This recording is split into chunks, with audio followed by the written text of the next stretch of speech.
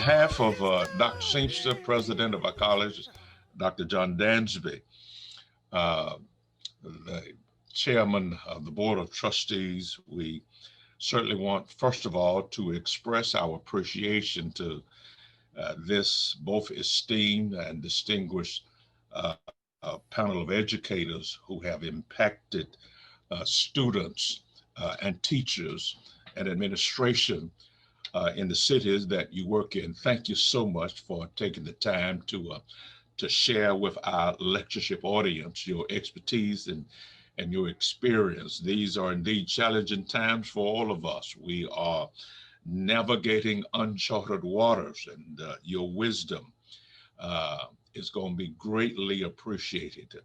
Uh, I have personal relationships with perhaps all of these panelists.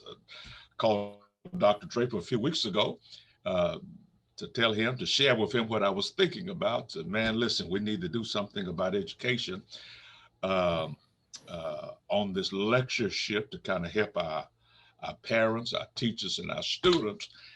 And before I could complete the sentence, he said, yes. In fact, he shared with me that my grandkids just left out the room. And as an educator, the challenges that he was facing with this new normal that we are entering into. And so I'm glad that he has given leadership to this. Look like I either follow him or he follows me. He was my predecessor, church there in Longview, Texas. Uh, and then I moved to Houston. And then, of course, he moved to Houston to become superintendent of the school district where my wife and I lived. And so, outstanding educator. And then, of course, Dr. Green. In fact, I've known him since he was just a little boy. Uh, I went in and out of his daddy's church there in Mississippi. In fact, I was going so regularly, my wife got suspicious. Uh, it was on my calendar every year. And please say hello to your parents, give them my love when you speak to them again. Don't know Dr. Boyd, except, of course, her connection with Dr. Delise there, her connection with the Trinity Gardens Church. And my goodness, one of the great preachers of the nation. Uh, Preachers there. Love him, love that ministry there. It's also a church where Dr. Draper serves as one of the pastor teachers there. And then, of course, our own Dr. Uh, Wanda Williams. I'm probably going to get in trouble with our brotherhood, but she is the educational director for our church. And so, but she brings tremendous expertise uh, to our county. And so we welcome all of you. We look forward to what you have to share with us. And with that, we'll turn it over to our host tonight, Dr. Montreal Green. Thank you, Dr. Barclay. It's so good to see you and hear your voice. Thank you. And to Dr. Sempster and all of the others who worked tirelessly to put this together, I send greetings as well. Well, we're here and we're so thankful for this opportunity to address issues that are near and dear to all of our hearts, because all of us in one way or another have to engage in education in some form, shape, or another. So it is a privilege that we all are assembled here to try to provide some insight and things that we've seen as well. I think the title is named Zoom In on Our Youth, and with the particular idea that we are coming to the theme of educators helping parents and students through this pandemic. And this pandemic has been very challenging, but I would like to say that it's also presenting us with some great opportunities. So if we are wise, we will be able to gain knowledge that we did not have, engage using the tools of technology in a way that we've never done before. And so without further ado, I would like to ask all of the panelists if they would to do a brief introduction as it relates to their background in education. We'll start with Dr. Draper, Dr. Lloyd, Dr. Williams, and then I will finish, and then we will get into those topics. We have about 3 areas in particular we're going to zero in on, and I can't wait to get started. So let's go ahead and start our introductions if we could. All right. Well, thank you. I am delighted, Brother Ralph Draper here in Houston, Texas. I'm delighted to be a part of this panel. Thanks to Dr. Barclay, Dr. Singster, the president of my alma mater, Southwestern Christian College.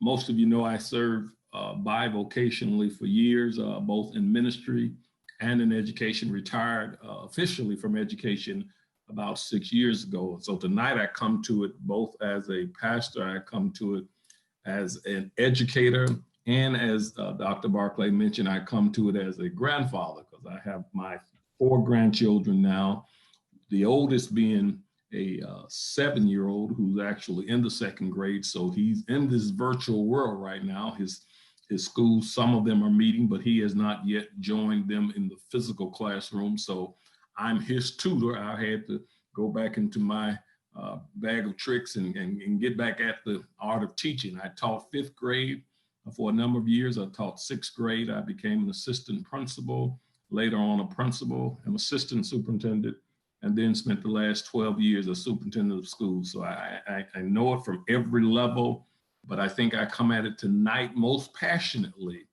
as a grandfather concerned about the welfare of my 4 grandchildren, and then the welfare of children all over the country. So I'm just glad to be a part of this panel and this discussion tonight. Absolutely. Thank you, Brother Barclay. I'm also honored to be a part of this panel. I'm Delise Lloyd, and I, first of all, I was a Bible class teacher. I'm the former singles coordinator that, if you might remember way back when, came to your congregation when it was in Houston as a singles coordinator, and I continue to work in ministries at the Trinity Garden Church of Christ. As professionally, I was a teacher, a principal, central office director, and now I currently work with school boards and superintendents, helping them with board governance in the state of Texas. I also help those districts through the pandemic, whether it's on campus or online, helping them navigate the waters to make sure that student learning still occurs. So important for our children, especially children of color. And so again, thank you for letting me be on the panel this evening. Good evening, everyone. And like everyone else, I'm so honored to be here. Thank you, Brother Barclay, for this opportunity. I too am passionate, of course, about what I do, and I just want to say, Brother Draper, you're not necessarily retired. I think you you are. You're just in a different capacity now. With their grandkids. That's right. You know what I'm saying? That's right. But I am. Have been an educator now for 19 years. I've served in a number of capacities. I started, of course, in the classroom at the middle school level. I then, of course, went to the elementary level and then the high school level.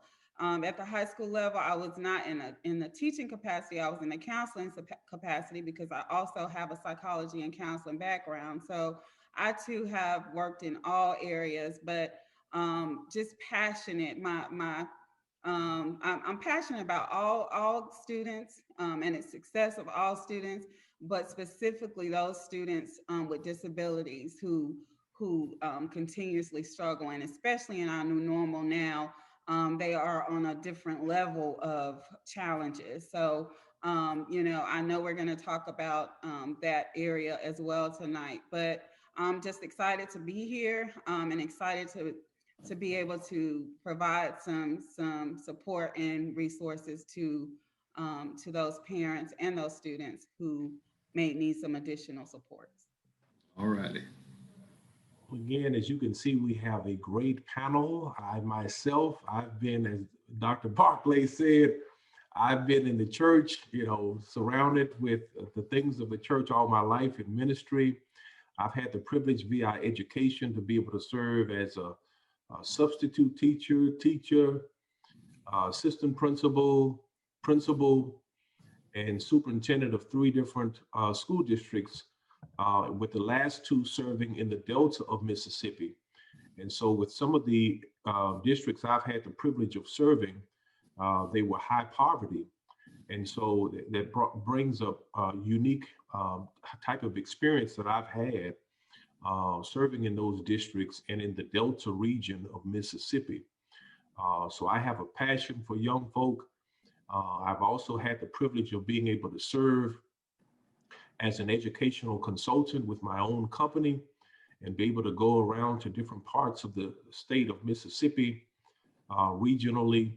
And I've even had the opportunity to do some mission work. And in those mission efforts, I've always had the opportunity to observe the different educational systems. And we've gotten a chance to do that in 5 different countries. So I've gotten a chance to see a few things, and hopefully that will add to this discussion on this evening. So with that said, we're going to jump right into what we have on this evening.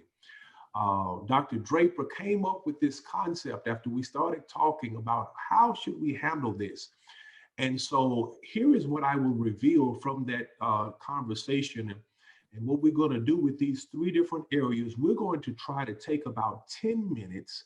That's our aim, 3 minutes per person. And then we will maybe come back around with some general comments. And I think this is going to be beneficial. So now that we've done the introductions, we're going to talk about dealing with the stresses during this pandemic. And undoubtedly, there have been many stresses from the student perspective, from the parent perspective, with resources in our community. So we're going to ask our panelists to talk about how we deal, what those stresses are and how do we deal with those.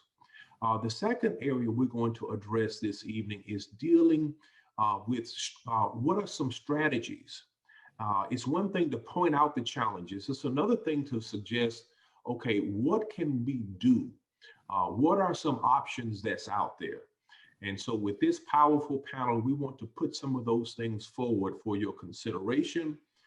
And finally, not only the strategies that we can deal with personally, we want to try to make sure that we cover within this time that we have the supports that are out there.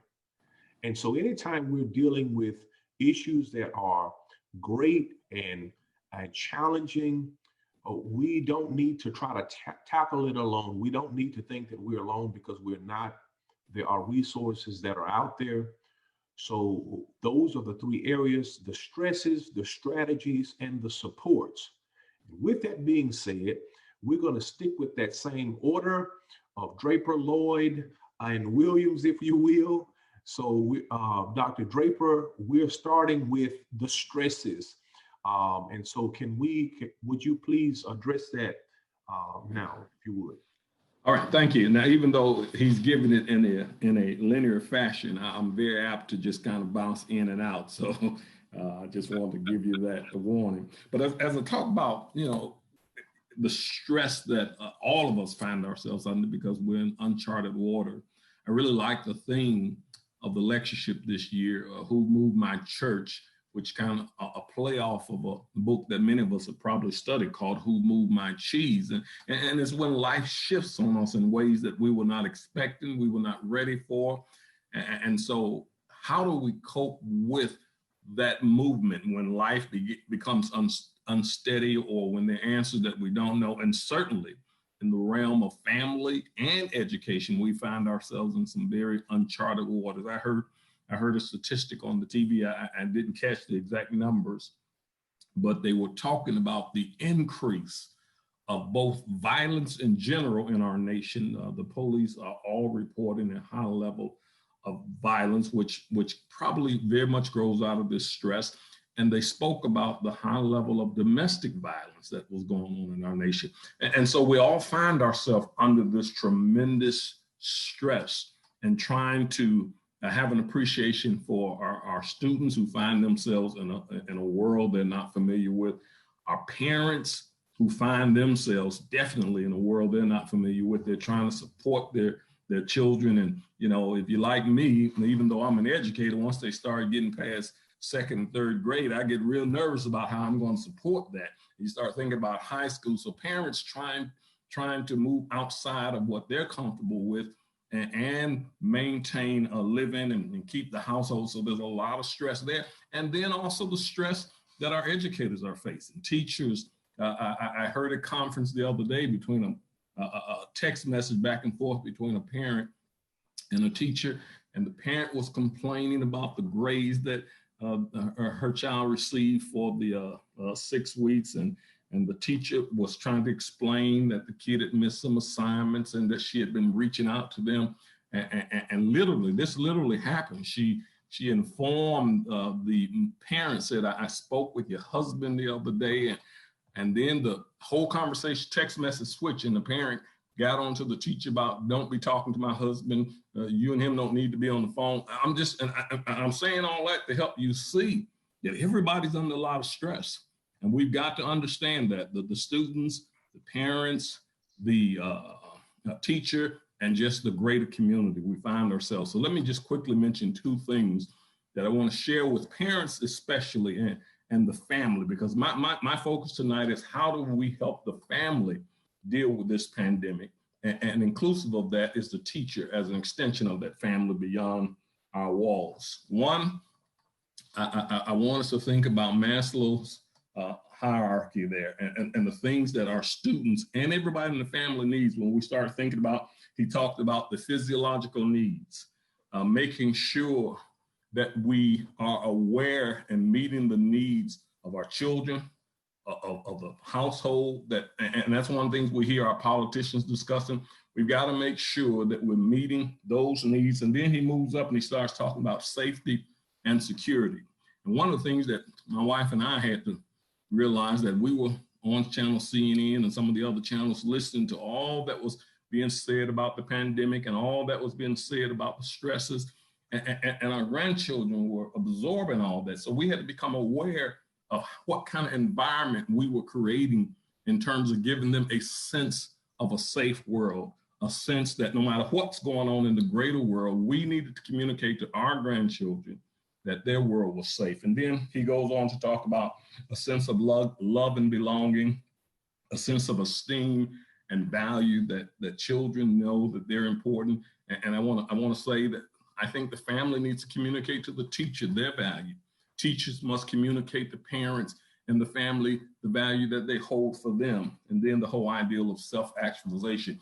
But I want to tie Maslow's to somebody who really put it together way before he did, and that's the Apostle Paul in Ephesians chapter 6, when he talks about to the fathers to bring up our children in the nurture and the admonition of the Lord. So as we cope with this stress, I want us to remember those 2 admonitions by Paul. He says, bring up your children in the nurture and the admonition of the Lord. And I've always loved that text, because before he talks about admonishing or teaching or communicating, he says in the nurture, the climate has to be right.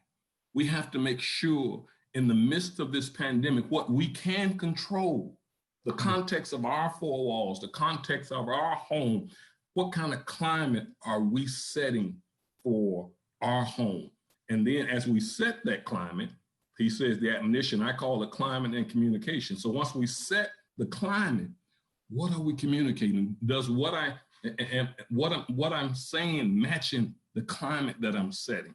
It's important in our homes and in our schools that we set a climate, and that what we communicate match the climate in a very intentional way that we're trying to set. So I would encourage you, and I'll speak more to this when I talk about some of the strategies, but I encourage you to be very intentional about what kind of climate am I setting. Think about Maslow's hierarchy there. What kind of climate, what kind of communication am I sending off to my wife and to my husband and to my children and to the teacher? What's going on in what I can control? I can't control the White House. I can't control the State House. I can't control what's going on at City Hall. The elements we control are the elements we need to focus on. Amen. We appreciate that. Dr. Lloyd, stresses. Yes, Dr. Draper, you're exactly right. I want to share with parents today that we have to be the calm. In the midst of all this chaos, we have to be the calm.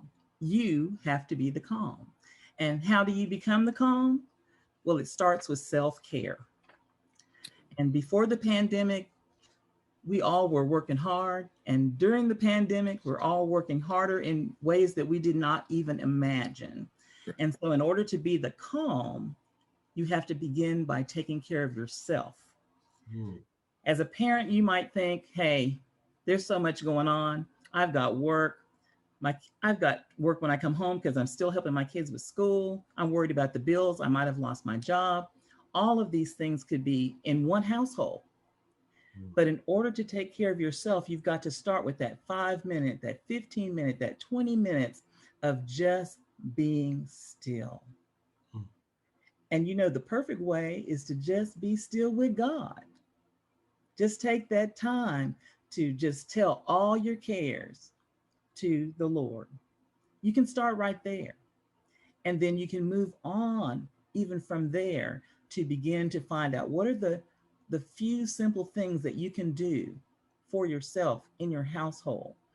You know, you can't go to the movie anymore. You probably shouldn't go to the mall, but now there are some things that you can do inside your home that can be for you. Exercise is always a great thing, whether it's walking or running. Maybe that's what you would like to do, but you have to find that activity that's just for you, not for your husband, not for your wife, not for your children, but for you to take care of yourself.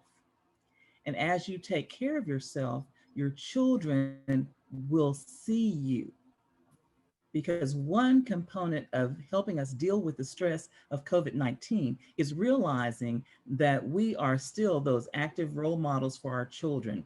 They are watching us. They are, you know, even when you think they're really not paying attention to anything, they are watching us. They watch how we watch the news, they watch how we react to the news, they watch how we show our fear about COVID 19. And so, as you, as a parent, are considering, how can I be the calm? You have to think, first, I have to calm myself by myself. And after I calm myself by myself with my Lord, then I can reach out and help my children, help my mate, help my neighbors and my family, just working there. I want to share a couple of things that you may not think about with stress. You know, children have stress. We talk about even before COVID 19 that students had ACE. It's like an adverse childhood experience, something bad that might have happened in their childhood. Some of us grow up and we still talk about those ACEs in our lives, right? But now that COVID 19 has occurred, we all, even the adults, now adults have adult adverse experiences because we're all feeling the trauma of that sudden jolt. I think we all might remember where we were in March 2020, and then we think where we are now and how much has changed in our lives. And so, as you're working to deal with the stress, realize that you must be the calm. And the way to be the calm is to be inside yourself and then speak truth to your children. Tell them what COVID 19 is. Tell them about the people who are trying to find a vaccine, where they can get help, those types of things. The kids hear, they hear everything. And if you don't explain to them, they're going to get an explanation from somewhere else. And so it might as well be from the best source of information, their parents. Mm. Thank you. All good information. Dr. Williams. All right. Dr. Lloyd was all over here in my notes. But, That's all right. That's all definitely, right. definitely, I would have to agree totally with Dr. Lloyd. You know, we can't take care of our kids until we take care of ourselves as parents, and that is so critical. Dr. Lloyd, I totally agree. You know, this pandemic has brought on and it continues to bring on. I mean, it feels like it's never ending. That's stress in itself. You can't see the light at the end of the tunnel. I mean, you have all these other things. Parents are, have so many roles now. They have to be parent. They have to be mom, dad, grandmother, aunt, uncle, whoever is the caregiver. They have to work. They still have to go to work and make sure they have, clothes on their back and food on the table. And you know what? Some of that stress is coming from, the fact that some of our parents are not working. They've lost jobs in this pandemic and, haven't been able to find employment as of yet. So that's not yet another stressor that they're dealing with. And then, those school districts that of course, are full virtual. Well, now, they see themselves as having to become an educator, a teacher. So, they're serving multiple roles. And I understand, completely how overwhelming, That's that right. can be. Because as parents, you want to provide children with a sense of consistency, normalcy, in a time filled with uncertainty, fear, and change, and all of those things are not easy tasks to accomplish. But one thing I want parents to focus on is, your faith. You know, giving thanks in all circumstances. For this is God's will. First Thessalonians. You have to, ensure our kids that no matter what, that no matter what our fear is as or your fears are as parents, your kids still have to know that you are ultimately that rock that they have to lean on. So one thing that I want to stress is that there's things I think that not just the students are dealing with, the parents. There are three things. There's that social connection. That's not just kids. That's our parents too. You're not able to get out, and oftentimes we have an outlet. We can go and kind of have our time with our friends and loved ones or your spouse, and have that date night. And a lot of those things have gone away. So as parents, you're not able to have that social connection either. But especially for our kids, it's critical for our kids to be able to have those social connection with their peers and friends, and they have a lack of that now, especially if they're full virtual. The emotional well-being, Dr. Lloyd just talked about that. That social and emotional aspect, yet again, that affects our parents as well as our students. And then just access to extracurricular, again, being able to do those things that you love and that make you happy, and just give you a whole new energy. You're not able to do that. So what I'm charging parents with tonight, despite all of that, is to and I'll talk about this when we start talking about strategies, but make it a priority to nurture gratitude in your children. As I stated, I talked about First Thessalonians and giving thanks in all circumstances. We have to, teach our kids that, reasons to be thankful no matter what. We are going through it, but I know that there are things that we can be thankful for. So, I want to talk about that. I want to go in more detail about that and give some strategies and support in that, because I think that's important, especially now. We're going into the holidays. They're going to look different, That's right. That's right.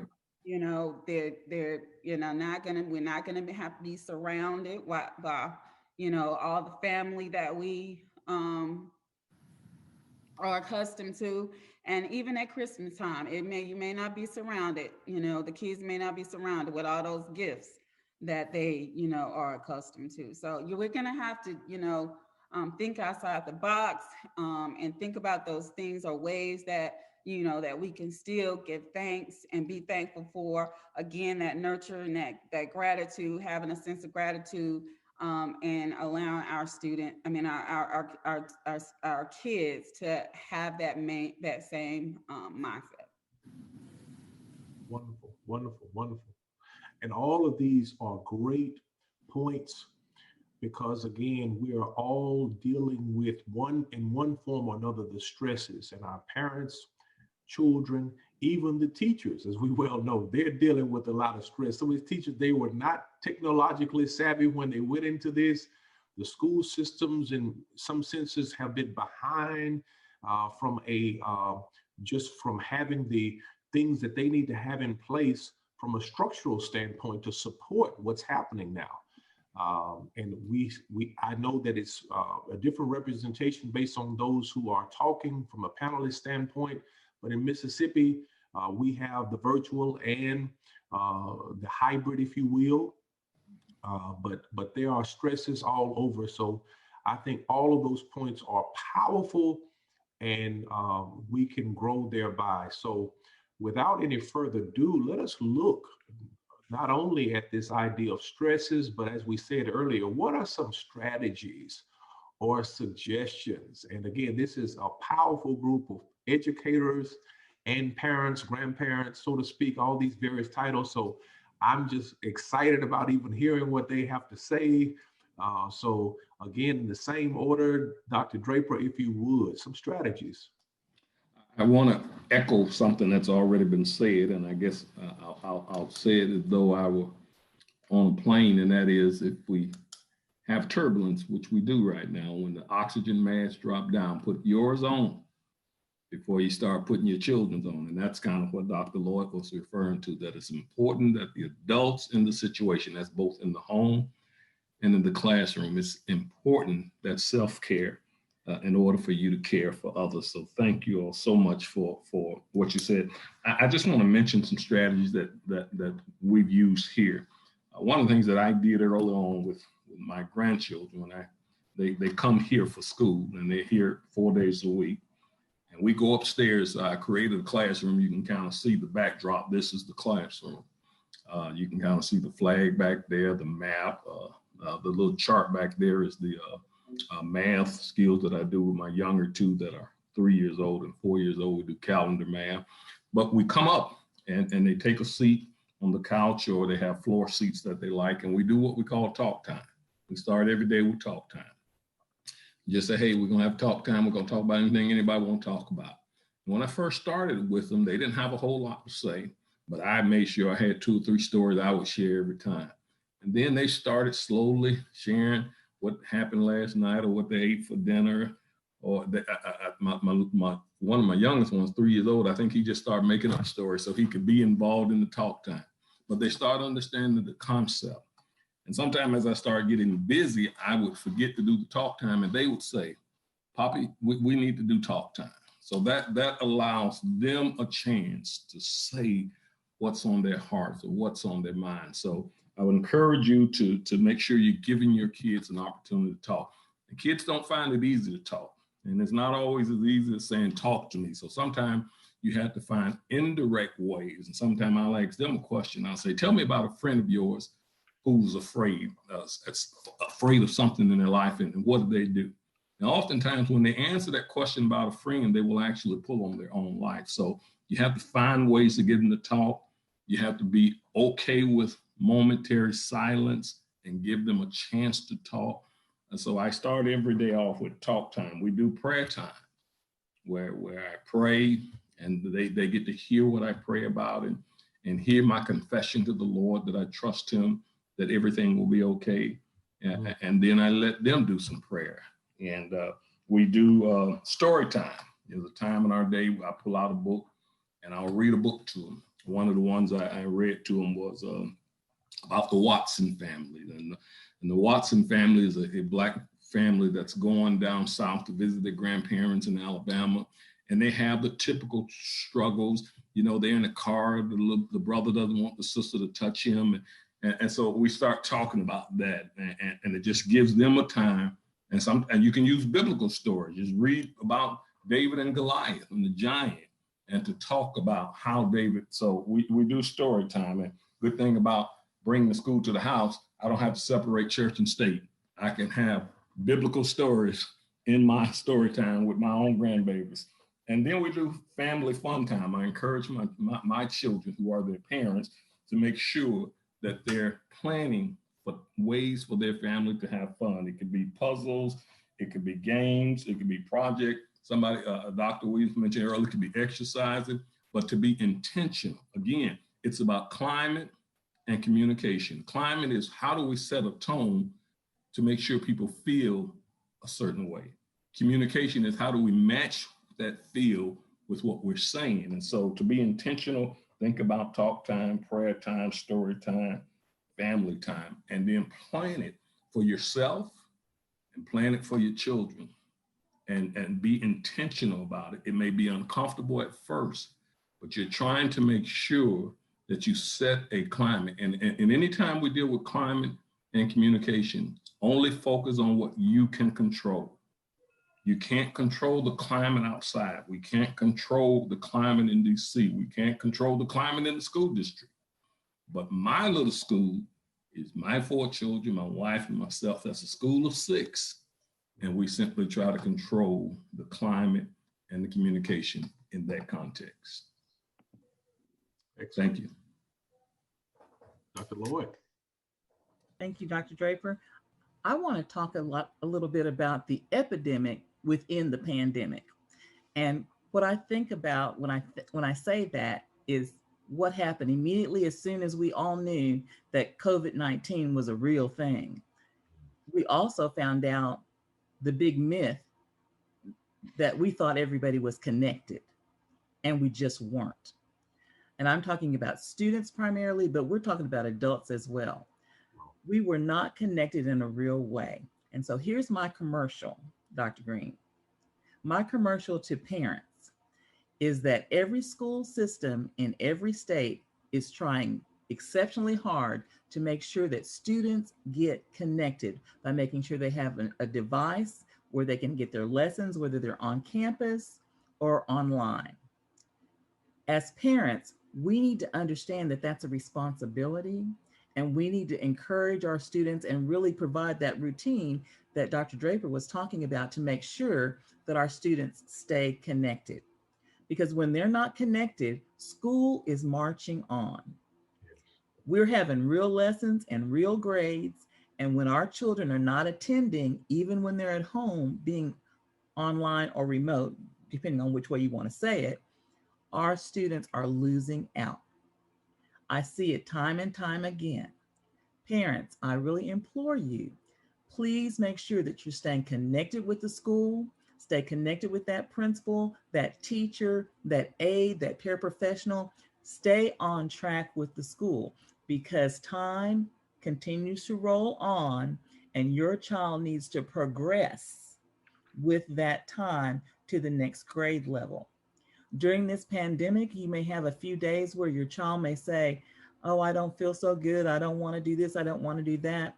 Help them through those times. Those are normal times. Remember, just like Dr. Williams said, that's that social emotional. Kids and parents all have, as we say these days, they're feeling some kind of way.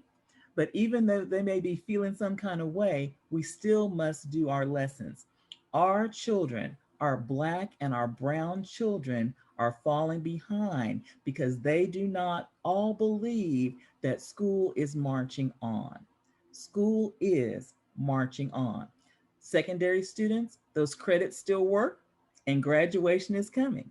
And if you don't have what it takes to make that grade, then you're going to stay right where you are. And we don't want any of our students, elementary, middle school, or high school, to be in standstill because of a pandemic. If you don't feel like you have what you need for your child to connect with the school, you need to contact the school.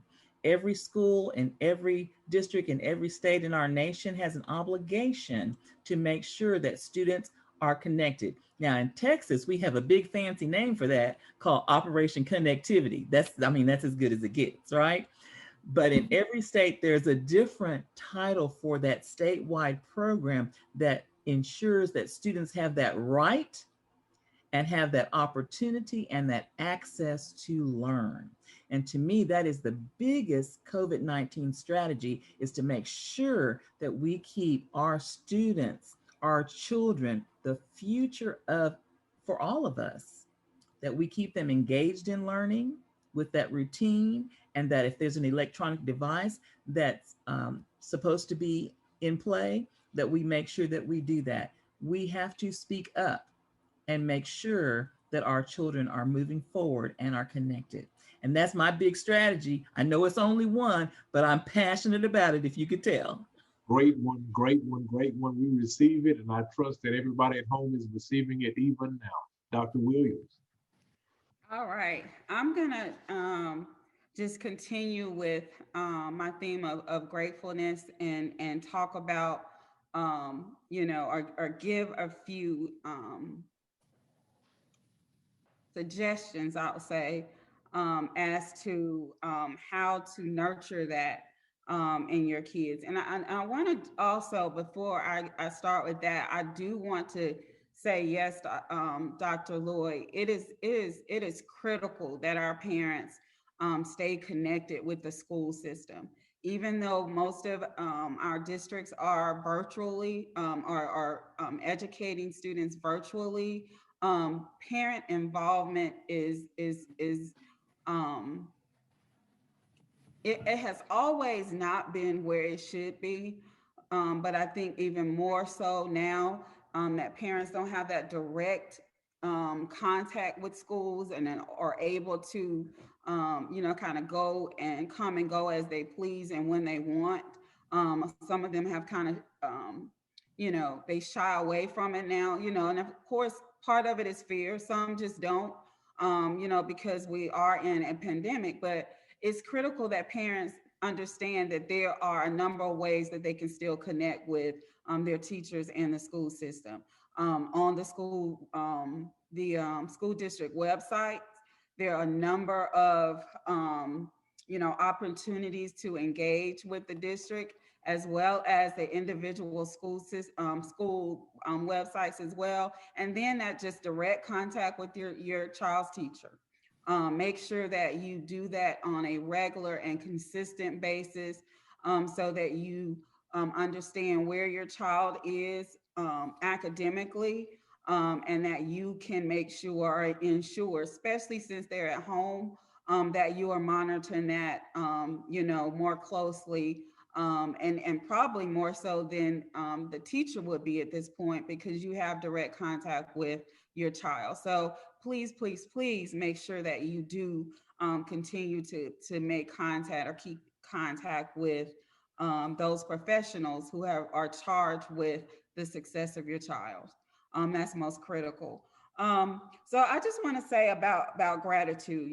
There are a number of studies that have looked at the impact of gratitude on overall health. The results show that both mental and physical, that it can have a direct impact, on your happiness. Okay.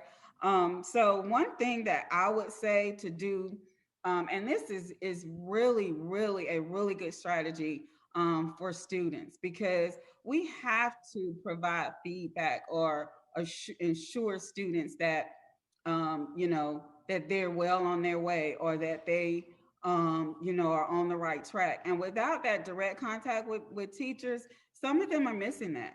They're not getting that reassurance that they normally would get. So I would say every day, focus on what went right each day. Okay. Have a time where you sit with your child, talk about the day, not what went wrong. Okay. Because, unfortunately, every day is not going to be a good day. Okay. But there's one thing I know. Okay. Even if it's,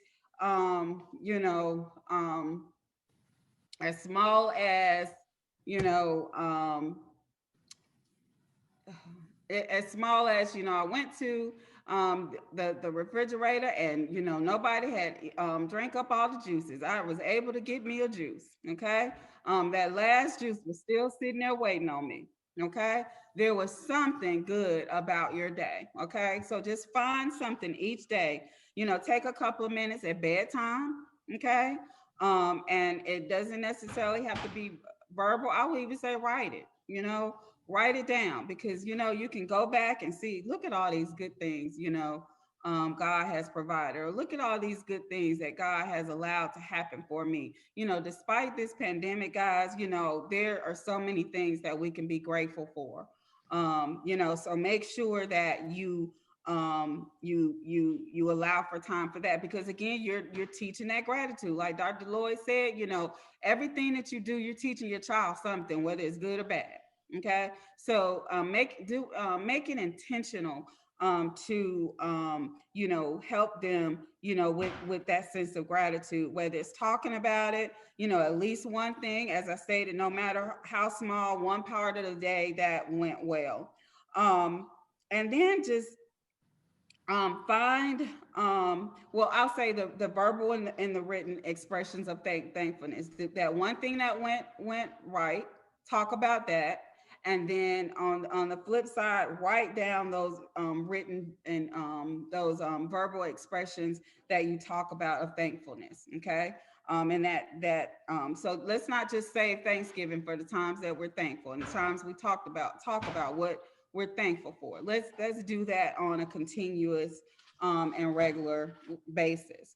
As far as those things I talked about as social connections, emotional well-being, and access to curricular activities, emotional well-being is critical for both. So I would say when you are doing that time of nurturing for your kids for gratitude, do a self-check. Okay. That's critical too, because oftentimes, and it's very unfortunate, at least in my school system, we had two high school students and a middle school students to commit suicide last year. And so we it's critical that we check in on our babies. Okay. And it's okay not to be okay. But what's not okay, guys, is for us to not understand how critical it is to have, continuous talks and continuous connections with our kids, so we can hone on those things that are just not right. Is my time up? Yes. Okay. That's okay. Yeah. Okay. I'm sorry. We have about 7. Didn't I tell y'all I was gonna start getting passionate? Look, You're doing fine. There's no question. I apologize. There's no question. I at least got a couple of those things out. I think that were great, were suggestions for them. Absolutely. We have about 7 minutes left, I'm being told, so that's right up on us. I did want to say this. The one comment I did want to make as it relates to input, please make sure, I have a 14 and an 11-year-old, and technology is so powerful. Please, let's make sure we keep our eyes on these devices as much as possible. Please try to make sure whenever you can, if your child is positioned a certain way, make sure that they're positioned so that they are not always looking at the door, so to speak, or they're not in a closed room all by themselves the whole day. Please try to keep that in mind. I feel very passionate about that, and because you would be surprised, and some of us wouldn't be, what these children can get access to on this internet. So let's please be mindful of that. All right, the last thing that we had, and we're going to go in reverse order this time, so we'll try to keep it as brief as possible with the time that we have remaining, is the support, if I'm not mistaken, supports. And so we probably even should have had a little more time on this one, but nevertheless, let's do what we can, educators. Let's make it brief but powerful in the reverse order. Dr. Williams, let's talk about the support. If you might want to put the church in there at some point, because we do have the different churches that are represented, and we do know that the church is powerful as well. There are other supports, but let us not forget the church as well. Dr. Williams, you're back up. I just wanted to just reiterate the supports in the school system. We have to, there's so many supports in the school system. We have social workers, we have counselors, We have what we call wellness counselors and mental health counselors that we work with in the community that are available for our students. So I don't want to necessarily specifically say, because all districts, do things differently. All, churches have different resources. I know, of course, within our church, we have a number, of counselors, and educators, who are more than, of course, willing to offer support. I would even suggest, again, as I stated, all of those things, especially, during this pandemic, most school systems and most communities have, within the community, the Chamber of Commerce is one of them, I would say. The website gives a number of resources.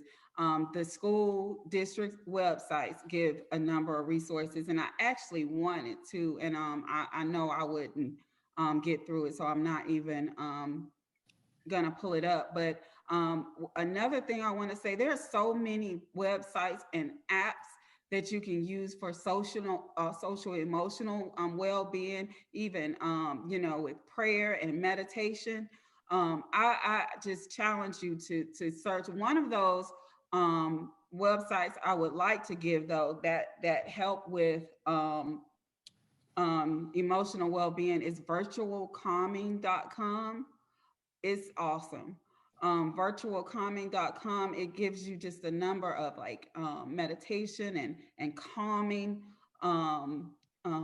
activities for not only you as a parent, you as an adult, but for kids as well. So that's just a resource I charge you to look up, but a number of apps and stuff as well. But support, I think is all around us.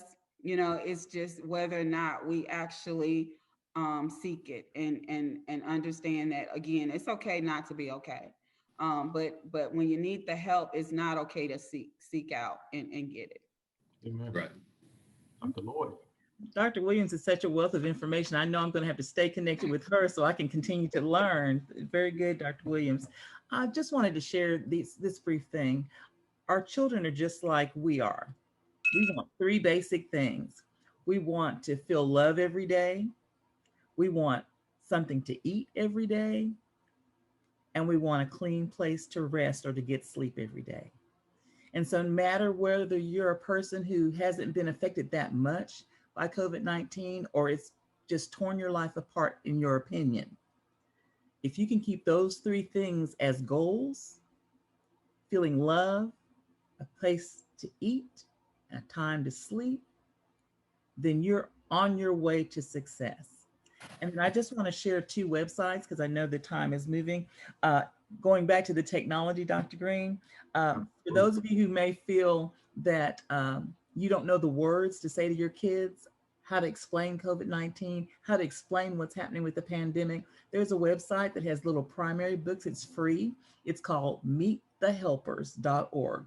Meetthehelpers.org.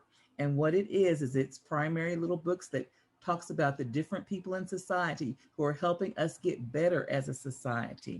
And so that might be a way that you can read to your child the book. It's a color print online to see that. And then for those that you were talking about, Dr. Green, who might try to go the wrong way on technology, then their parents need to go to commonsensemedia.org. commonsensemedia.org. You can take anything that you think, whether it's a movie or just even a YouTube or anything like that, and look it up, and you can see if it has something that your child should not be watching ahead of time before they can see it. Things are rated by grade level, like K-2, middle school and high school. And so those two can really help you with technology with your children. Thank you. Wonderful. In the context of this lectureship, I really want to speak for a minute to the church, because the church is a tremendous resource to its members. And so I want to share some things that the churches could do. And I want to encourage members, don't suffer in silence because we're being impacted in different ways, but somebody is being impacted like your family. So don't think that you're in this alone, because you're not. The word fellowship means that we share in each other's life. We participate in each other's life. One of the things our church does is Dr. Lloyd, and you can see why. She does pep talks, and we put them online for the members to be able to go to, for the families to be able to listen to. And she'll just give them a few minute pep talk about things they can do to cope with stress and things they can do to get through the pandemic. We still have our children's Bible hour. We do it virtually. And so the kids every Sunday, they look forward to Bible hour. So we need to try to keep as much regular routine in their life as possible to create stability. So we make sure we do the Bible hour virtually and kids can experience it. We do shout outs virtually where a family can tape itself. They can just use their iPhone and they can just get together and take 30 seconds to a minute to talk about how their family's doing, give their kids a chance to say hi to everybody and to see themselves doing our worship. We take a minute and we share those shout outs just to keep them connected to people they've not seen for a long time. We provide professional counseling. Of course, we provide pastoral counseling, but we also have professional counselors connected with our church that we can connect people to when they're dealing with domestic violence or domestic stress or other financial problems. We have ways of supporting them with food. We have ways of supporting them financially. But the church is a tremendous resource, and it's one of the reasons God didn't save us and leave us alone. He put us in a fellowship. He put us in a local congregation so that we could support each other through tough times. And so I want to join with Dr. Green and say that's a tremendous resource. But let me really emphasize, if your family is facing stress that's reached a level of violence, emotionally, physically, or verbally, I would encourage you to reach out and get some help, either through your church and also the other community organizations that can help you. But God loves you, we love you, and we're all in this together, preachers, teachers, everybody in the church. We have those stresses and we have to cope with them. And we have to have the ability to reach out and say, I need some help. And that's all of us. There are times in our life where we just need somebody to come alongside us and love us and support us as we go through how we're trying to handle stress. Sometimes we do a better job than other times in my own life. There are times I've been very strong, but there are times like Elijah when my strength was at. So let's reach out to our church family and let's build our church during this virtual time to continue to serve in a virtual way. Awesome. I don't know about you, but I'm telling you, this is powerful information and a timely forum. We're thankful even for this opportunity to be able to share this. We trust that you got something from this that's going to be able to bless you. I do want to throw in a couple of things on the end of this from my own perspective. Parents, please know, if you're anything like me, I'm already running into problems. I may have a PhD, but they do things differently. It seems like when you're facing some of the children. So when you some of us have forgotten more than we've learned, so to speak. And so YouTube, you would be surprised how many educational materials are out there. Teachers, professors, if you type what you are dealing with, if your child has a problem, you think it's over your head, it may be. Guide your child to YouTube. They can find almost anything they're dealing with, I promise you, and that's free. Yeah. And one more thing with regards to the church, I think, especially as Dr. Draper said, when we're talking about who moved my cheese or who moved my church in this case, I really believe now more than ever, and I've seen it at work, with glory be to God, with what we're doing, and even with what the lectureship is doing, with the vision of how we're coming on virtually. We have to get out of the box. We have to learn to move, because with the situations that we are involved in now, we have to move or we're going to perish. So we have to do what we have to do, or people are going to die physically and spiritually. So I think all of the things that have been brought up are powerful, timely, and I just thank God for the decades of experience and the multitude of levels that are reflected even in this panel. And so again, Dr. Barclay, we are thankful. Before I do that, are there any quick closing in one or two? Okay, Dr. Barclay, we're thankful. Dr. Singster in his absence. And I think I forgot to mention Brother Dansby. I don't know how I did that. We're thankful for the opportunity to come on in this format. And we just trust that it's going to be a blessing to God's people, even when they watch it live and even after the fact. So, Dr. Barclay, we are thankful.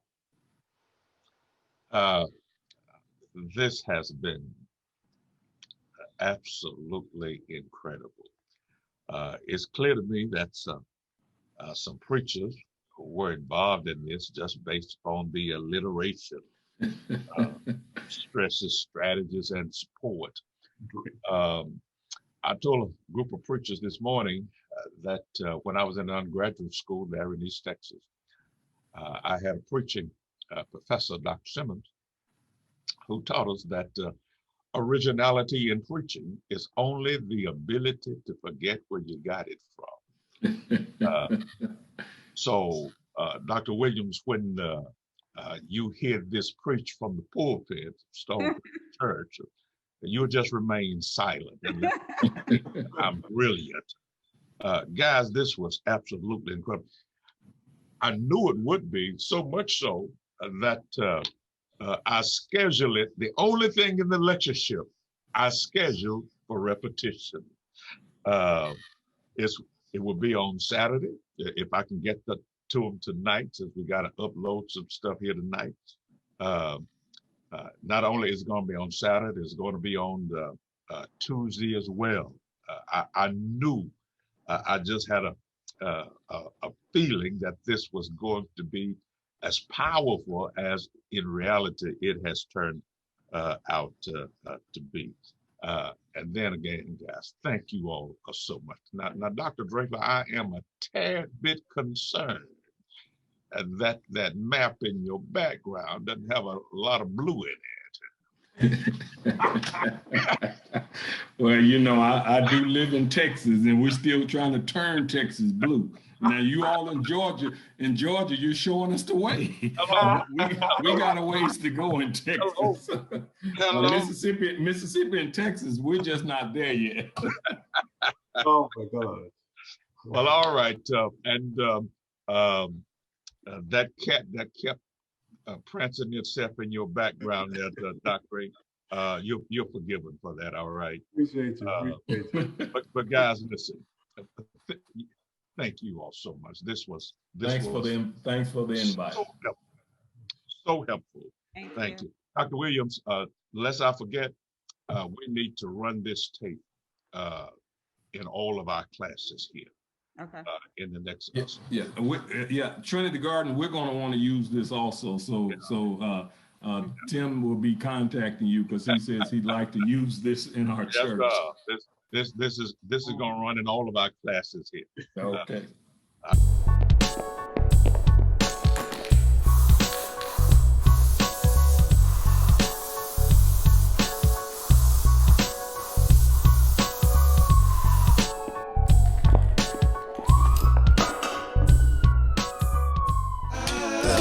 Jesus to walk with me, Jesus to walk with me, Jesus to walk with me, Jesus to walk with me, Jesus to walk with me, Jesus to walk with me, Jesus to walk. Bless the Lord, O my soul, and all that is within me. Again, we say, bless his holy name. I'm delighted and excited to be with two giants in the faith, Dr. Christopher Dardar, and then Dr. Jeremy Flowers. I have nicknames for both of them. I call Dr. Dardar Dr. Christopher Cavalucci Dardar, and then Dr. Jeremy Josephus Flowers. And we're glad to have these two juggernauts in the faith to share with us and discuss with us. Dr. Rodney Doolin could not make it. He was supposed to be on this call, and it's partially my fault. I scheduled twice with him and had to reschedule, and so he couldn't make this call.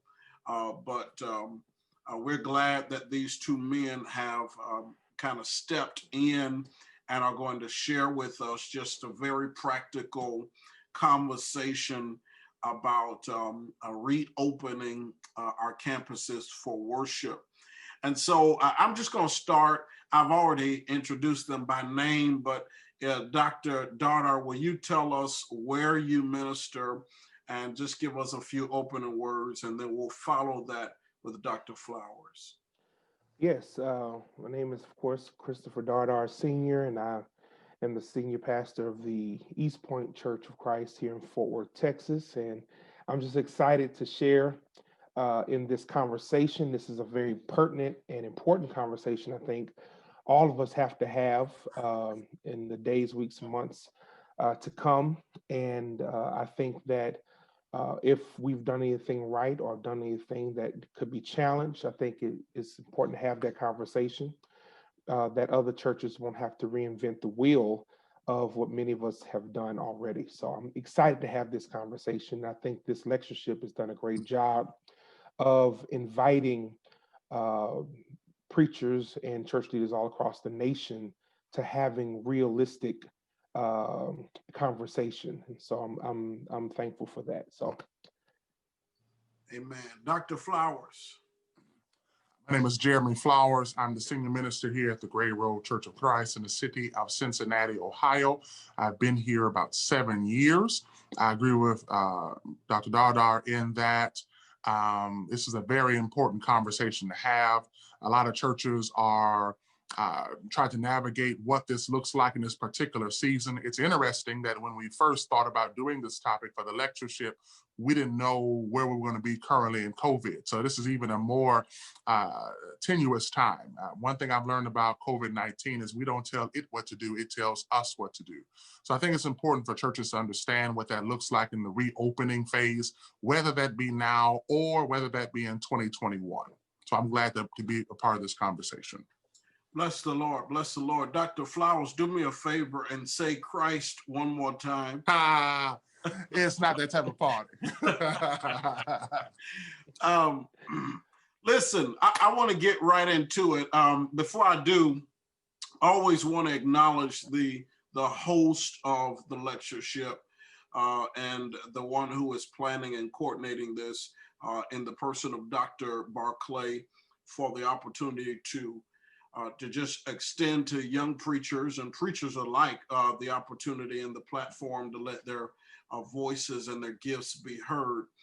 And then also in like fashion, I want to make sure that I acknowledge the esteemed president of Southwestern, Dr. Singster, for his work in Christian education. And we appreciate both of them in the same regard. Listen, let's get into it. The first question I want to ask is relative to, how did you all come to the idea, the conversation, the concept of reopening? What was your thought process when you finally made that decision? Any one of you can answer that first.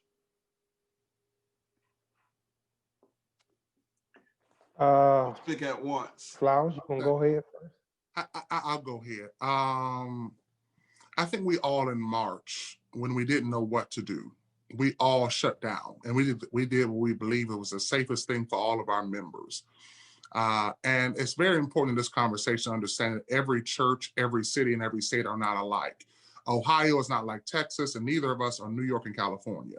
So you have to do what's best for you in your current situation. In March, like everyone else, we closed down. Now, the difference is in Ohio, our governor never mandated that churches close, nor was there ever a cap on the number of people we could have. But we saw it best at Gray Road to go ahead and shut down and just keep the necessary operations virtually, which included about 11 people. That was in March. In June, we started the conversation of opening again.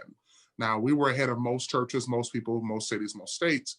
And I'm sure we'll talk about this later on. There was a lot of tension about that. I mean, we have a very, very astute health ministry that had to be consulted and try to make things safe. Of course, we have our elders, our deacons, our core leadership group, our ministry leaders. There were a lot of things, and it was a process, as most churches are going through, to get us back in the building. First, of course, we had our mandatory virtual staff. Then we extended to ministry leaders and their spouses to kind of get a feel, work out our protocols. So we started giving the option of on-site worship in July. So we've been open longer than most individuals, but Ohio, Cincinnati directly was never impacted to the place it is today. It is currently November 17th. And while this is a third wave of this virus, this is pretty much the first wave for Ohio, Cincinnati in particular. We're getting hit pretty hard now. So we've been reopened for 5, 6, 7 months. And now we're having to now think in terms of March all over again. So we're not completely closed, but now we're telling our seasoned saints and our immunocompromised people, hey, we have a virtual platform, consider that. So I think everything has to have its own cycle. So for us, it's been since July till now, it's been quite a journey. We've learned some things along the way. We've had to make several modifications to our events and our church services just to make them safe. So everybody must do what's best for them. Again, neither one of us in New York and California, if you're either one of those states, you probably haven't been inside of your building since March. It may not be there till next March, and that's okay. So I want to say this before Dr. Dardar goes. I'm very encouraged about what I see in our fellowship group, what I see in our faith group, which is people being ingenuitive and finding new ways and the best ways to worship God in spirit as well as in truth. Absolutely. Well, the key word for us has been fluidity, and to make sure that nothing is in concrete throughout this whole process. And so we have remained fluid. I think we were probably one of the first churches here in the city, Fort Worth, to close down. And so we met very early on this, and we decided to go ahead and close down. And of course, the fear was, okay, well, all these other churches are open. Our members are going to go to other churches. But our leadership decided we couldn't fear that because we had to make sure that our members stayed safe. And we would hate for us to risk the health of our members due to wanting to fill pews, and we refused to do that. And so, of course, we decided, okay, we'll go back Father's Day. Well, Father's Day didn't happen. And so we said, okay, 4th of July. 4th of July weekend is always a big weekend at East Point. We call it Free Indeed Weekend. David, you've preached for us Free Indeed Weekend. We make it a big deal. We give away clothes and all kind of stuff to the community. We give away free food. We do major things in the community, Free Indeed Weekend. So we said that's a perfect weekend to come back together. But then, of course, the numbers kept rising, and then we said, that ain't it. And with that, let me just say there was a lot of tension. There was some tension with our leadership. Let me just say here, work very cohesively. I'm telling you, I mean, I love working with my leadership. I've never had a fight with my leadership in the 8 years I've been pastoring our church. But this has caused not fights, but just tension because of the back and forth. Okay, we're gonna go in this month. Now we got to say we're not going in. We advertise, hey, we're gonna do this, and then we can't do it, or we're gonna do a parking lot, and then somebody gets sick, and then if the key people who puts this on get sick, then what do you do? So fluidity has really made us have to really stay on our P's and Q's. And so we said this last time, we're going to open November 1st. Okay, we're going to open November 1st. And so we put all of our ducks in a row to do that. And that's what we did. But yet we're remaining fluid because this has, of course, the numbers are spiking again. So we'll talk about that, I'm sure, later on in our conversation. But I think the major thing I want to say right now is that stay fluid. And there is no right or wrong. And you cannot, as Dr. Flowers said, you cannot base what you do at your church on anybody else because you have to do what is right for your people, your demographic, your city, and then the regulations that have been made by your county or parish if you're in Louisiana. You know, I think that's a conversation like that. You know, I think we need to highlight and expand on and talk about, not just on our call that we're on now, but, you know, even in the days and the weeks and the months that are coming. And that simply is that, you know, we, although we would love to consider what another person is doing in another context, every context is different, right? You know, and so what the guy, you know, the small town guy like myself might be battling is different from the guy in Fort Worth, which is different from the guy in Cincinnati, you know, and so, you know, just to kind of expand on that, what could you say to the preacher who might be looking at other churches, other preachers, other contexts, and trying to figure out if he's operating in the norm or if he is operating abnormally? What could you offer to that guy? Well, I would tell him, go ahead, go ahead. Go ahead, Donna. Well, I would say always keep your finger on the pulse. You know, you don't want to be behind, but you don't want to be crazy either. And so this is a time of ingenuity. This is a time of being on the brink of innovation, and you want to make sure that you are. And so you want to utilize the people that are around you. Use your young people. You want to use those people who have expertise in various fields of health, of production, of advertisement. All of those things you have to use now. You can't just be doing it like you used to do it. But two, you also have to work within your context. You cannot. I cannot do what someone else is doing. My demographic is very different. And then two, I think, and I've shared this with other preachers, my unique church, and those who've been there know that we have a very, very diverse population at East Point. We do not have an old church and we don't have a young church. We have a very diverse church. We have our eldest member is 102, and our youngest member is 3 weeks, which is my daughter. Okay. So therefore we have a very diverse population, and we have a lot of people all in between. We have the 80s club. We have 20 members or 30 members in the 80s club. Right. So, so now I have to think now, do I bring those people back? Because my young people are dying to get back to church. They're like, man, this is killing us, right? We want to go back, and we want to praise him inside, you know, and so do my older people. They're used to going to church. Every Sunday of their life, they've been in church, right? So I have to weigh that. And so if you have a very young church, you have a very different ball that you're rolling, other than you have a very elderly church. So it depends on where you are. Do you have a church with a lot of kids, you know, who are going to school? Are the bulk of your children going to school virtually? Are they going in person?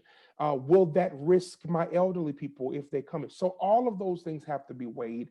And if you're not thinking along those lines, then you're really not shepherding, I think, in a very conducive way to make sure all of your people are staying safe, but are spiritually fed as well.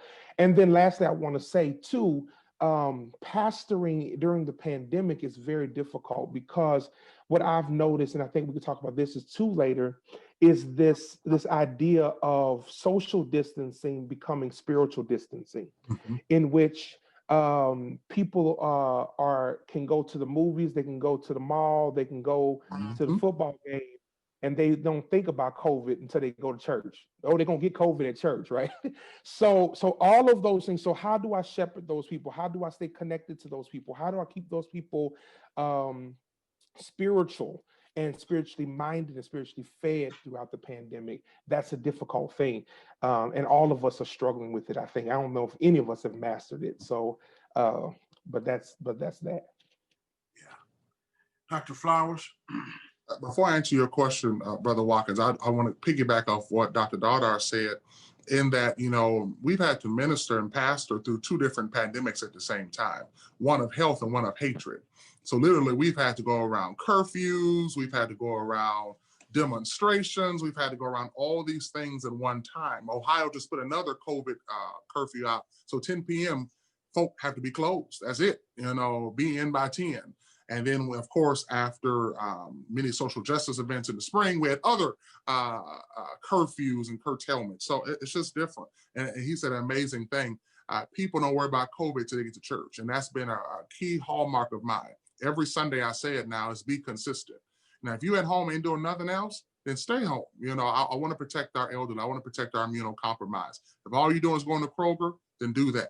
But if you can go to Jack's Casino, which is local, if you can go to Kings Island, because Kings Island opened this year, we can watch the Bengals play in the state of Ohio. If you can watch the Bengals, you can come to church. This is safer here. It's getting your nails and your hair done. So, I think that has to be a constant message. At least for me, it's be consistent. Even when we send our immunocompromised and our elderly, we told them to consider the virtual platform Sunday, said, fine, that's for them. Now, for the rest of y'all, be consistent. For instance, my children are in physical school. They've been in physical school since August, until just last week, Cincinnati Public Schools was open. So all of my children, 85-90% of them are in school. So now that's a whole different context in California or New York. So yeah, I think of the way those two things. As to the question, as Brother Dada already said, I would tell another preacher, run your ministry. Run your ministry. There's several categories to consider. One is age of your congregation. The other is ability, locality. I'm going to use Dr. Dada's word, fluidity. Age. If you have a predominant older congregation, then you know what you must do. And one good thing that has come out of this pandemic is my young adults have had to take on responsibility. I told our church in October, had it not been for these folk, our church would not have made it. We would have not made it if our older folk did not continue to support the congregation financially, support it by way of attendance, support it by way of encouragement and prayer. And if our young folk did not brave COVID-19 and come to that building and film and sing and do advertisements and all this other stuff. So age is a factor there. I think also ability. Everybody says you should stay home, but if you don't have the ministries that Chris Dada has or David Watkins have, you just can't stay home. It's easy for us to say that when we have a vibrant virtual or social media ministry, when we have folk who can do advertisements, when we have all these things we can pull together and make it work. So you have to think about what's the ability of your people and what can you really convey. Even to just have church, by the time we have health screeners and the praise team and the social media folk and the audio folk and the security folk, you're talking about 20 people. And so you have to weigh the ability. Some things you just don't have the capacity to do. If you can't do it right, it's best not to do it at all. If you can't find folk to screen, if you can't find folk to lead worship, you can't find folk to record, maybe it's best you find another venue, okay? Locality, where you are. If you're in New York City, New York, it's just not going to happen right now. If you are in a city where it allows it, then praise God. We have to operate on locality. And then, as Dr. Dada said, fluidity is everything. That is something I credit them on more, and we are getting better at that, being fluid. Now that we're talking about reopening, many of us are reclosing, right? So it's a fluidity. And I'm sure, I'm like Dr. Dada, we have an outstanding leadership here. And we have not fought, but there's been tension. It's hard, opening, closing. And I'll share with you a quick example of that. Since we've been over since July, encouraging the attendance to grow, we actually were blessed to have homecoming this year. We're blessed to have homecoming over a month. And we had a lot of events to get people's minds jogged back in the framework of not just coming to worship, but coming together as a family. So we had, of course, our Sunday worship times, but we had congregational kickball tournament. We had miniature golf. We had our musical. We had a men's conference. We gave more food away. We did these things to draw people together because of the spiritual distancing and the social distancing, but to do all that work. And now it's wave 3. So we spent all this time, all this money, all this energy getting people to come back to a semblance of togetherness. And now basically we're at a point where we're about to say, hey guys, we know we've been here since July, but it's cold outside. And it's cold in Ohio. We don't have the luxury to do a parking lot service like Texans can and people in North Carolina. We can't do that, so it's going to snow here soon. So all those things come together, but basically the concept is run your own ministry, but also don't be in despair. There's a lot of benefits to this season. Okay. All of us became televangelists overnight. March 15th, we all became televangelists. And there are more people watching us now than ever before. I mean, for a church of 260 some odd people to have 1,500 views on Sunday, more people watching us than ever before. We're getting more exposure in our city, more exposure in the world, more members associating with us virtually. It's even helping us financially. You have to understand there's some benefits to technology if you're able to do it correctly.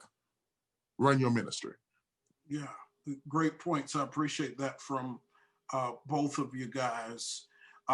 Let's shift for a moment and talk about the days, the weeks, the months, perhaps even leading up to the re-entering into the assembly, the corporate assembly. What did you all do to kind of prepare your church for that? How did you reassure people that this was going to be safe? What were your expectations going in? I know those are a lot of questions, but I'm just kind of I want to get to how do you all prepare to go into the assembly when you finally did it? Well, I would say meetings, and more meetings. And I demand a spirit of excellence at East Point. I demanded of myself, and I demanded of our ministries, and I demanded of our church. And if we're not going to do it with the spirit of excellence, it's going to be postponed. Yeah. And it's just not going to happen. And so we met to make sure that this was kind of just kind of honed down to make sure it was where we wanted it to be. But one of the things that we, of course, I mean, with the health ministry was a given. That has to be done. We have to make sure that there were screens at the door, and we had to prepare for that. So we had to prepare security for that. What if a member comes and says, well, I checked my temperature when I left home and it was 97.9. I get here and it's 102.3. So something wrong with your thermometer and I'm going in that church. You can't stop me from going in. What do you do? And so we had to prepare our security. Okay, if there's a member who just flips out, how do we handle those people in the spirit of love, but not allow them to hurt the other members? We have to prepare for that. We have to prepare our health ministry for that. We had to do everything possible to go to a touchless ministry. Now, if you've been to East Point, you know that we are very, very hands-on. And let me just give you some examples of that. Number one, we have, of course, we have ushers. So we're a very huggy church, so one of the rules at East Point is that when you walk through the door, you had to be spoken to at least 3 times before you sit down by our ushers. That's one of our mandates by our ushers. So there's a lot of touch and feeling. We have to make sure to ingrain in their minds, absolutely no touching. When you sit down, of course, all the pews are marked. We skip every other pew. You are seated. We have 5 entrances into our sanctuary. We've limited that now to 2. And so once you get to a certain place, you can only go to certain locations in the sanctuary. There's no crossing in the sanctuary. So if you enter into the left, you can't cross over to the right. Okay. And that's to make sure we can kind of keep that social distancing platform going. Also, we have to cut out the love feast. There's no more getting up and hug your neighbor and kiss your neighbor and tell them how you love them. None of that. So we took that out. And because we took out all of our auxiliary classes, which is children's church and Sunday school, which is usually in the middle of church for our kids, we replaced the love feast with children's worship. So we have these children videos that we play in the middle of our service to kind of segue. So it's not a loss of time. People don't feel like they've lost anything, and our children are able to be fed something in between. Also, lastly, what we do at the end of our services, some people do card responses. What we ask our pastors, our elders, and their wives to come forward. And if you need prayer, you can go to one of them, the elder and their wife, and they will pray for your specific prayer request right there on the spot. Well, of course, we can't do that. You can't get up and go to and speak to one of our elders and their wives. So we had to go to text messaging. So we put the text message number on the screen. You could text your prayer requests in, and then we will read it. Now, let me tell you, we had issues the first Sunday with that. What was the issue? Well, people were steadily responding as our elder was reading the messages. So what was happening, he was reading the message, and as he was reading a prayer request, another one came in, which shoots the message up, right? So he has to go back and try to thumb through. So now we had to go, we didn't even think about that, right? So these are the things that you have to kind of think about. Now that I made that mistake, you don't have to make that one. But so we had to say, okay, now this is the cutoff. Now, if there's a lot or time has been forespent, remembering during the pandemic, before we went into church, our service was 1 hour, right? 1 hour. We made sure we condensed it to 1 hour. Now we're back in church, it ain't an hour, right? So, but my people who are home are sitting there at their homes watching a 2-hour service. So we have to be cognizant of that. That is different sitting in your living room for 2 hours than in church for 2 hours. It's just a different experience. So if time has been far spent, what we do is say, okay, if you need prayer, send in your prayer request to the text message. Our elders will pray for you throughout the week. But if you need prayer right now, just stand to your feet, raise your hand. We'll be praying for you right now. Because of course, we already know we're not telling God anything he doesn't already know. And so those are some of the things that we had to kind of contemplate. Of course, getting hand sanitizing machines everywhere, all over the building. There's no more water fountains. You have to tape up the water fountains. You can't drink from the water fountains. You can't hand out bulletins anymore because that's touchless. Can't hand out communion anymore. All of those things. So we had to really think about that. And then, of course, the exit strategy. And the exit strategy is one of the things we did wrong the first Sunday was we exit in sections. And so we did the first Sunday, we exited from front to back. And so as I was sitting on the set, I said, that ain't gonna work because all of those people in the front are passing all of those people as they exit out the building. So we said next Sunday, exit back to front. So people in the back are filing out all the way down to the front. Nobody's really in a and then of course, exit the parking lot. We encourage all of our members, get in your cars and go home. But of course, we can control what happens in the parking lot. So we just say, hey, just get out of here. Just get out of here. So that's just a couple of things we did. And of course, weekly sanitations. We sanitize all hot spots, all door handles, door knobs, pews, pew backs, everything every week. So we make sure that when they come in the next week, our church is completely sanitized for our members. Great information. Dr. Flowers? And all of that with Dr. Dardar is outstanding. And like he admitted, that's some things we've learned as we're going through this.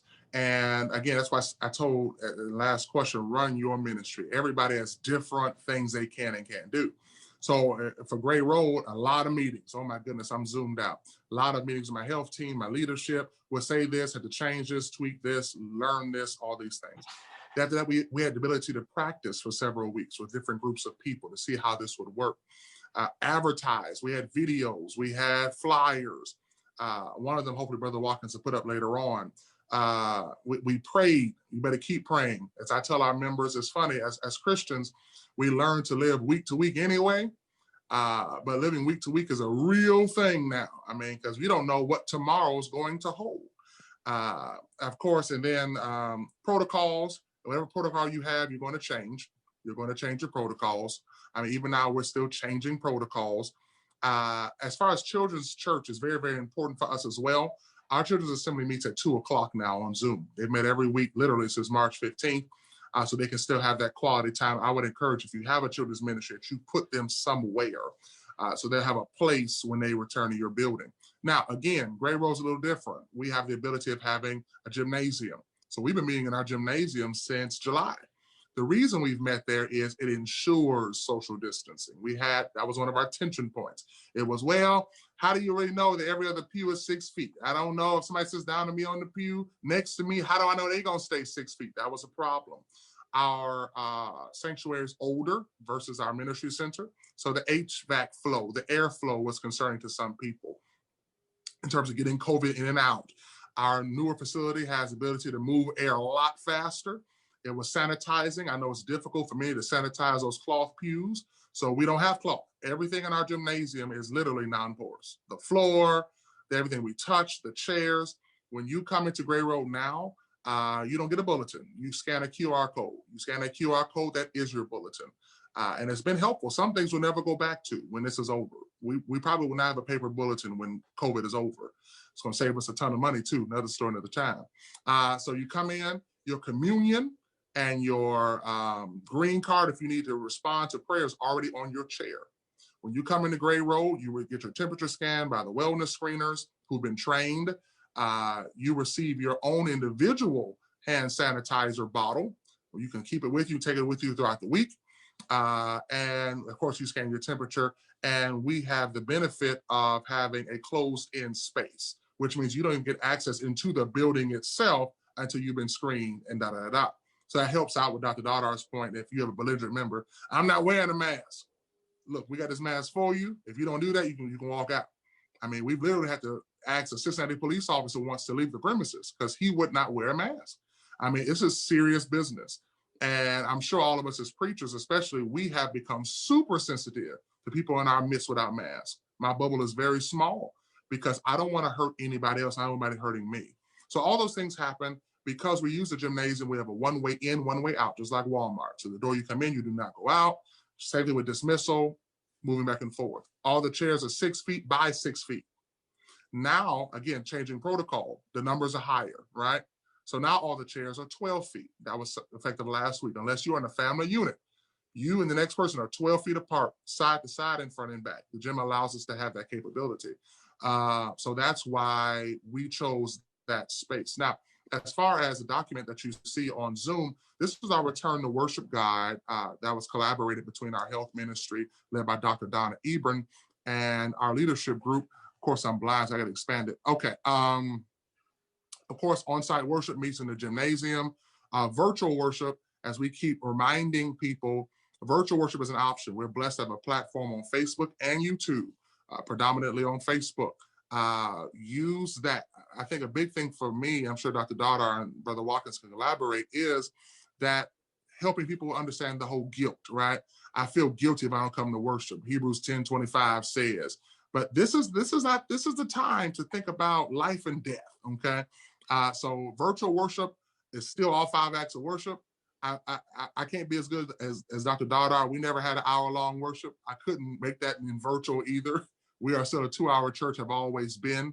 I didn't want my folk getting used to 1 hour. They're coming back and saying, we can have a 1 hour set. No, we can't. So under responsible precautions, it talks about all worshipers are required to wear masks. I'm sure every church is doing this. The exception is the minister and praise leaders only while they're performing, okay? They're assigned tasks. If they're not singing or preaching, mask comes on. It is intentional at Gray Road that we walk up to the podium with a mask on, so our audience will know how serious we're taking this. Of course, non-invasive temperature checks upon arrival, sanitizer, entry and exit of the building, one-way traffic pattern is all outlined in the document. Offering done online. Again, run your ministry. If you don't have online ministry, no way to do it, your online offering rather, you're in a whole different land, right? You need people to come to the mailbox and mail their checks in, or you're going to collect them individually. But offering may be done online or placed in the baskets upon exiting. Also, we allow folk to mail it in. And then social distancing. At that time, it was a minimum of 6 feet. Now it's 12. Families can choose to be together. But this is something we've said since July, and we reemphasized last Sunday because the times are changing. All vulnerable and high-risk individuals, 65 and over, pre-existing conditions, immunocompromised, are encouraged to attend virtual worship. I know that's hard for a lot of people because for some, we've made this a spiritual issue, a biblical issue, when it's not. This is an issue of health and life and death.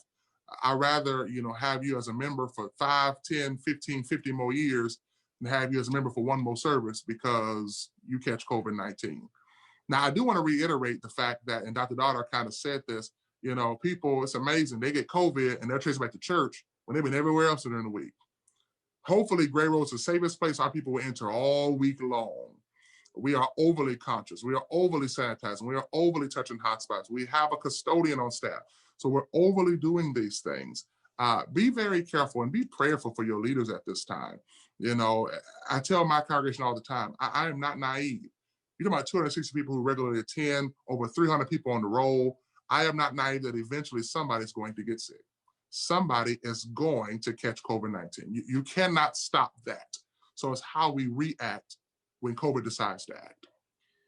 I'm glad you said that, Dr. Flowers, because I do have a question, and this may be the final question that we'll discuss before we kind of land this plane.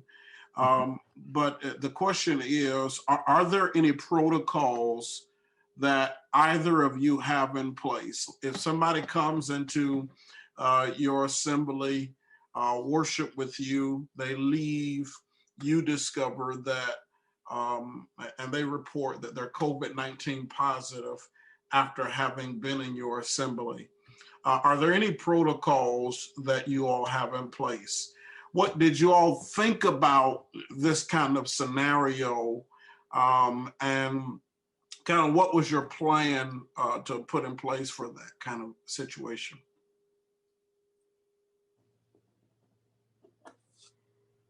For us, every time we meet, we take pictures. And we do that on purpose because we want to see who's sitting next to who.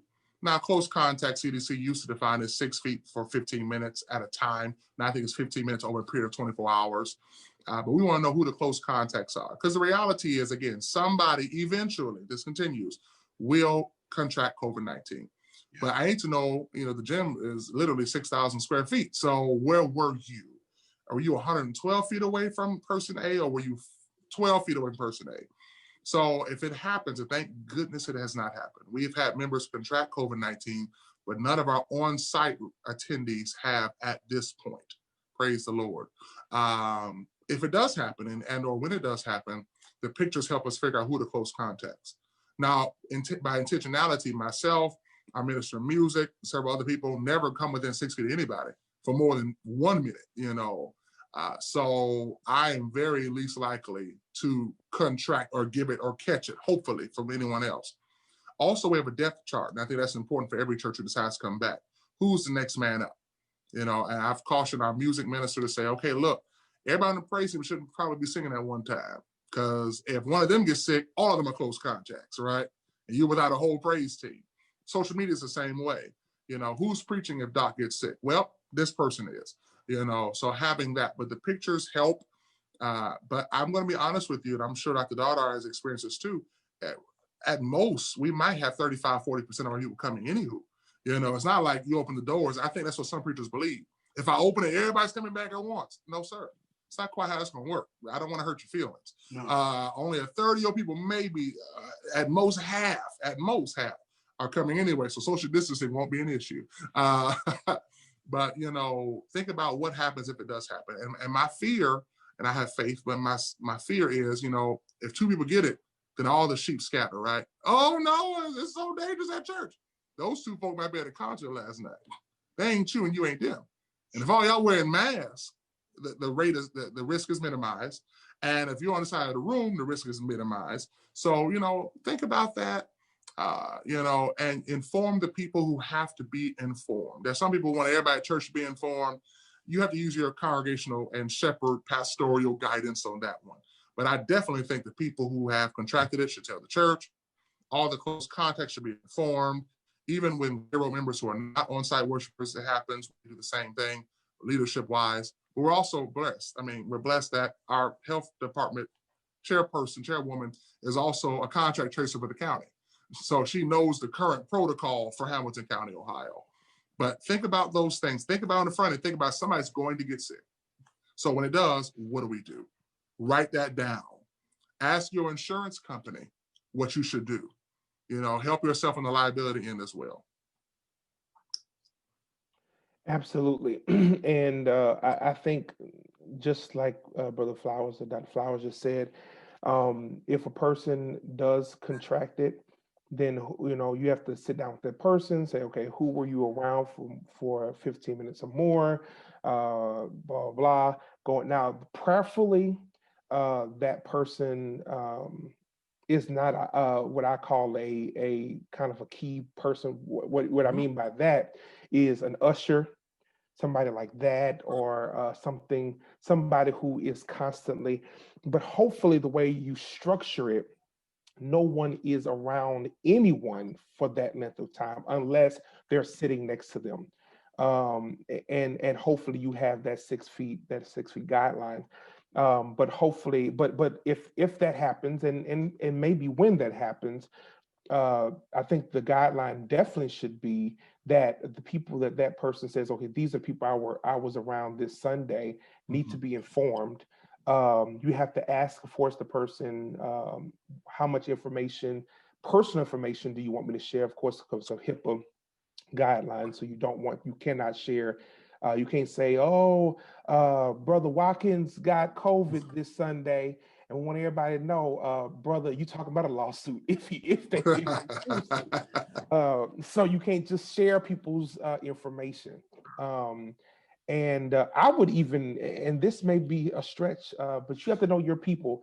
But I would even say, if a person says, "Oh yeah, you could tell the church," I would probably get that in writing, just to kind of make sure, because a person always say, "Yeah, I told them." "Oh no, I didn't say that." And so now it's your word against mine. You told me I could tell the church.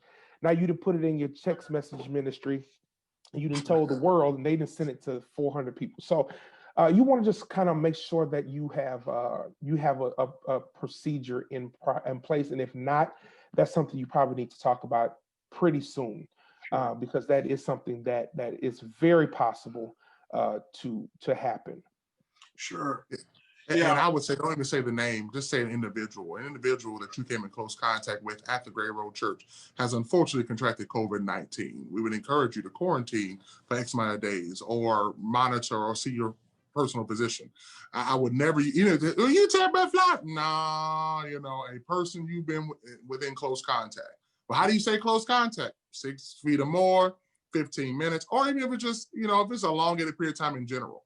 But our issue is like Dr. Dardar's on the parking lot. I can't control what they do. So the frustrating thing for me as a preacher is we did everything we could, but then 8 of them went to Bob Evans up the street.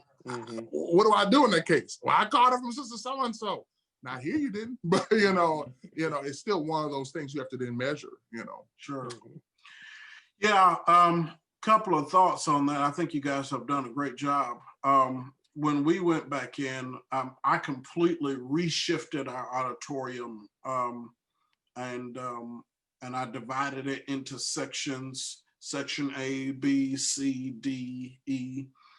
And when you come into our auditorium, the person who checks you in also walks you to your seat and then logs into our church administration system what section you're sitting in. And so, our kind of plan right now is, if you were sitting in section A and you tell us you got COVID, we notify, and of course, everybody's in section A, they're already socially distanced, but we're still going to notify somebody sitting in your section, was, that's good. Contracted COVID, yada, yada, yada. And so this is a complex subject. We consulted with our church attorney before we opened. We consulted with our insurance company. So if a person is not doing their due diligence before they open, and they're just chasing after the glamour of it, of opening just to have church, then this is probably not the decision you want to make, right? Because I think we can all agree that there is no shortage of hard work in moving forward, Mercy. And there's no shortage of, you can't be cheap with this, right?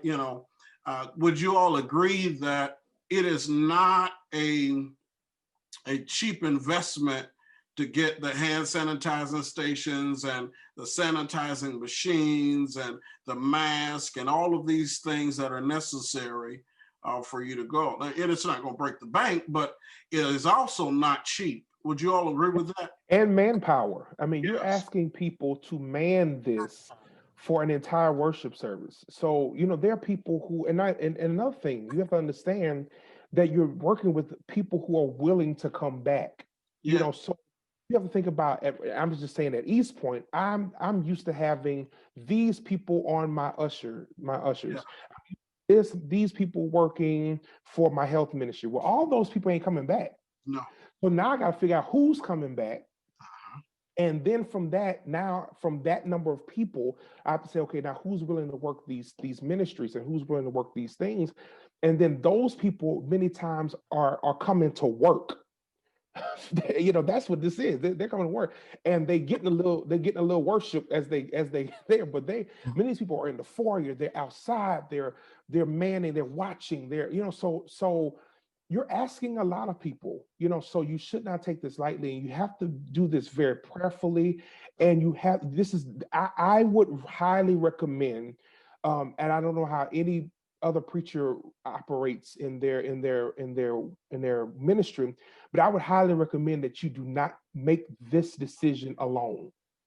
And what I mean by that is this is not something you just say as I'm the preacher, I'm the pastor, I'm the minister, and this is what we're gonna do. I would not do that, because you are really affecting so many people, and how this is gonna not their health. That's a major part, but just the operations of this thing to make it safe and work. You're demanding a lot of time, energy, and I would not just take that lightly just because you're tired of preaching to a camera. Yeah. Okay. And that weighs heavily on the preacher. Trust me, I know. I've been preaching almost all my life, and I'm used to hearing amens. So preaching to a deaf room is hard. And let me just say this, and I'll be done.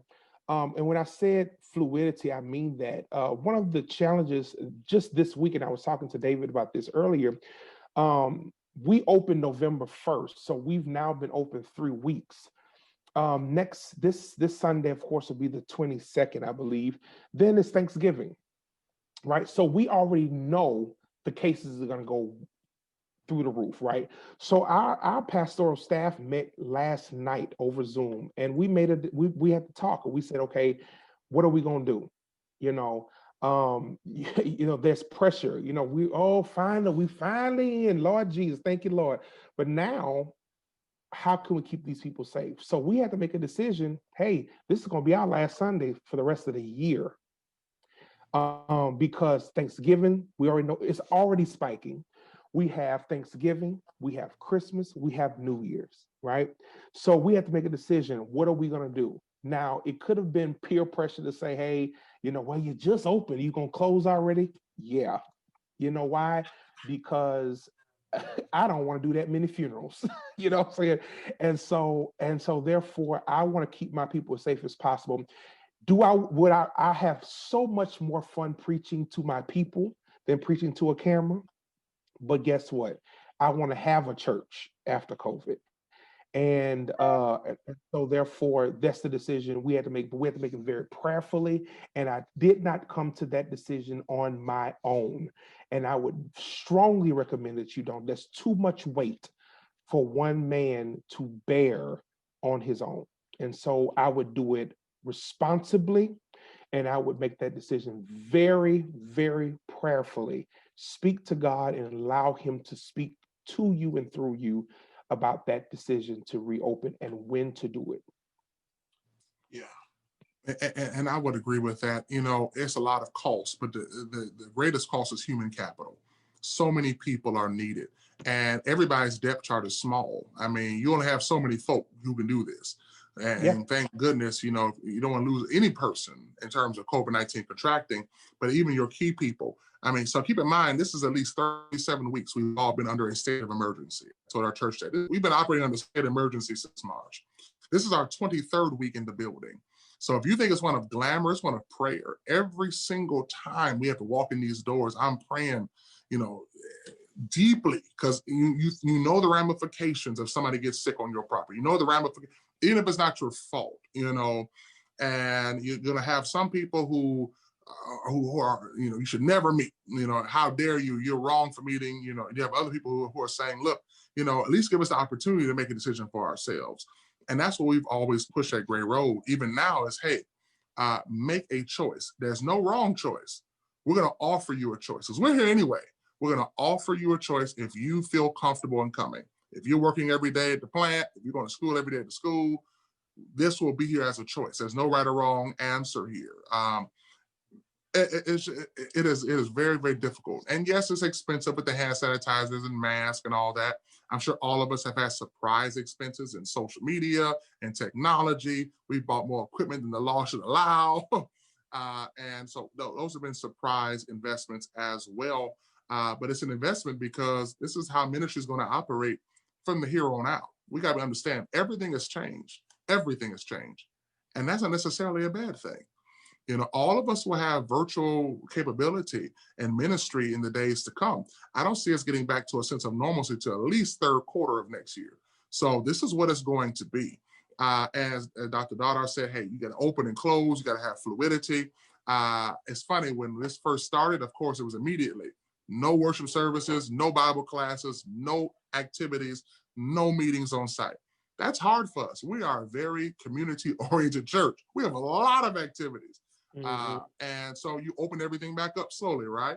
And now Sunday I said, okay, back to March protocol. There are no on-site meetings. There are no on-site ministry stuff. Our hope for the holidays is coming up. We have 200 children who need Christmas toys, and I'm about to play Santa Claus and deliver to their houses, okay? Because it's a different day.